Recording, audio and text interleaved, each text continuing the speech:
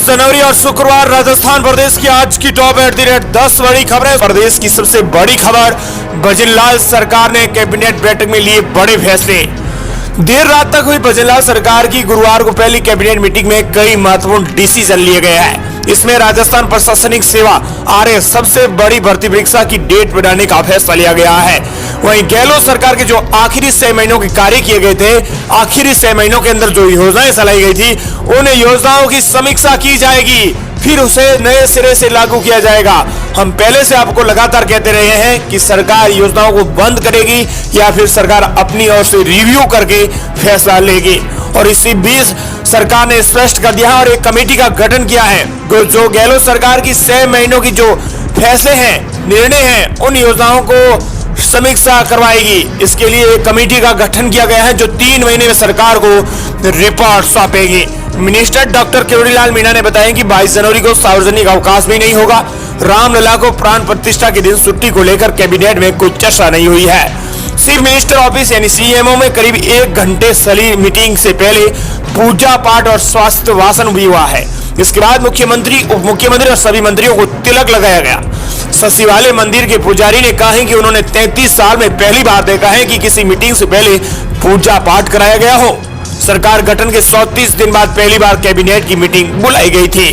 Cabinet meeting में मीसा बंदियों की पेंशन शुरू करने को मंजूरी मिल गई है। इसके अलावा गहलोत सरकार ने अपने घोषणा पत्र को कैबिनेट की पहली बैठक में रखवाकर उसे सरकारी दस्तावेज घोषित करवाया था।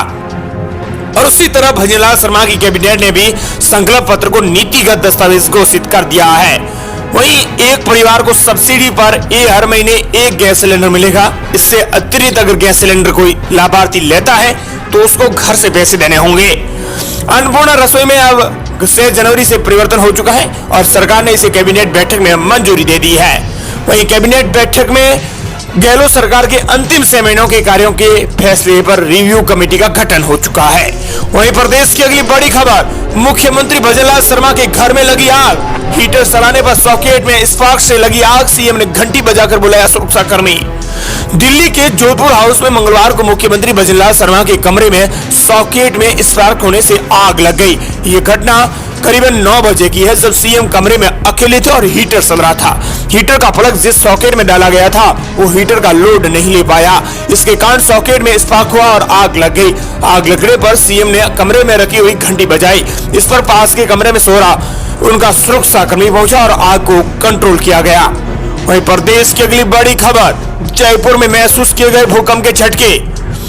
राजधानी जयपुर में भूकंप के झटके महसूस किए गए हैं। तीव्रता कम होने के कारण लोगों को इसके झटके महसूस नहीं हुए हैं। भूकंप की तीव्रता रिक्टर स्केल पर 2.9 दर्ज की गई है। इसका केंद्र जमीन से 11 किलोमीटर नीचे था।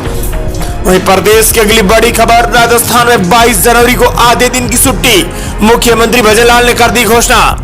अयोध्या में 22 जनवरी को रामलला की प्राण प्रतिष्ठा वाले दिन राजस्थान में आधे दिन की छुट्टी रहेगी। सीएम भजनलाल शर्मा ने इस संबंध में कमेटी में एक विधायक दल की बैठक के दौरान बड़ी घोषणा की है। वहीं इधर कर्मचारियों ने पूरे दिन की छुट्टी की मांग की है। कैबिनेट मंत्री कन्हैयालाल चौधरी ने कहा कि 22 जनवरी को पूरे दिन की छुट्टी की रहनी चाहिए। उन्होंने कहा कि हमने सीएम भजनलाल शर्मा से भी इस संबंध में मांग कर दी है और छुट्टी की घोषणा तो हो गई है, लेकिन हमने पूरे दिन की छुट्टी की मांग की है। इधर वसुंधरा राजे राजस्थान में भाजपा की विधायक दल की बैठक में ही नहीं पहुंची। माना जा रहा है कि वसुंधरा राजे अभी तक नाराज चल रही है। कार्यालय में हुई बीजेपी विधायक दल की बैठक में पूर्व सीएम वसुंधरा राजे के न आने से राजे समर्थित सभी कार्यकर्ता नाराज हो गए हैं। विधानसभा सत्र को लेकर इस बैठक में रणनीति बनाई गई थी। वहीं प्रदेश की अगली बड़ी खबर, हर महीने सरकार देगी 20,000 रुपए। लोकतंत्र सेनानी सम्मान निधि 2008 को बहाल करने का फैसला लिया गया है। दरअसल पिछले देर रात कैबिनेट की बैठक में एक बड़ा फैसला लिया गया है, जिसके दौरान आपातकाल के दौरान लोकतंत्र की रक्षा के लिए मीसा बंदियों यानी आंतरिक सुरक्षा रख रखाव अधिनियम के तहत जेल गए लोगों को फिर से पेंशन मिलेगी। ऐसे लोगों को हर महीने 20,000 रुपए पेंशन और 4,000 रुपए की मासिक चिकित्सा सहायता दी जाएगी। वहीं प्रदेश की अगली बड़ी खबर, लोकसभा चुनावों की तैयारियों में जुटी कांग्रेस ने की लगातार 3 बैठक। लोकसभा चुनावों की तैयारियों में जुटी कांग्रेस ने पीसीसी वॉर रूम में देर रात तक एक बाद एक लगातार 3 बैठकें हुई हैं। इसमें लोकसभा चुनाव के मुद्दों को लेकर प्रत्याशियों के चयन की प्रक्रिया पर मंथन हुआ है। बैठक में युवाओं के साथ वरिष्ठ नेताओं को चुनावी मैदान में उतारने को लेकर सुझाव भी आ गए हैं।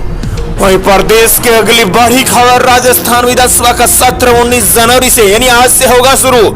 सुबह 11 बजे आज सत्र आरंभ। नई सरकार के गठन के बाद राजस्थान विधानसभा का नया सत्र आज से शुरू हो गया है।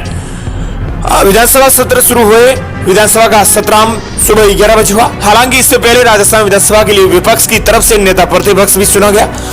अभी तक कांग्रेस की ओर से नेता प्रतिपक्ष नेता के रूप में टीकाराम जूली के नाम पर मुहर लगी है और टीकाराम जूली नेता प्रतिपक्ष के तौर पर अपनी भूमिका अहम अदा करेंगे। वहीं प्रदेश के लिए बड़ी खबर, आसाराम के समर्थकों ने जोधपुर हाईकोर्ट में वकील को पीटा, सही तरीके से पैरवी नहीं करने का आरोप। राजस्थान में हाईकोर्ट के नए परिसर में आसाराम के समर्थकों ने उनके वकील विजय साहनी के साथ मारपीट की है। आसाराम की पैरवी करने के लिए विजय साहनी दिल्ली से आए थे। इसके बाद राजस्थान हाईकोर्ट परिसर में अधिवक्ताओं ने आसाराम के समर्थकों को पकड़ा और पुलिस को सुपुर्द कर दिया है।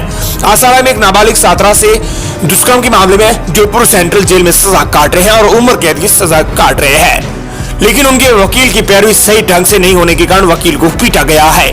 वहीं प्रदेश के लिए बड़ी खबर, अगले 2 दिनों में तेज सर्दी का अलर्ट जारी, घने की कोहरे का कारण कई ट्रेनें हुई रद्द। सर्दी के प्रकोप के चलते आम जनजीवन ठप पड़ गया है, लोग घरों में डूब के पड़े हैं।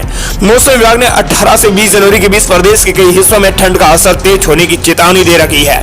करौली, सीकर, भरतपुर, अलवर, हनुमानगढ़, श्रीगंगानगर, धौलपुर, झुंझुनू और दौसा के लिए मौसम विभाग ने रेड अलर्ट जारी किया है। वाहनों को हेडलाइन का सहारा लेना पड़ रहा है। कोहरे के कारण कई ट्रेनें अपने तय समय से या तो देरी से चल रही है या फिर कई ट्रेनों को रद्द किया गया है।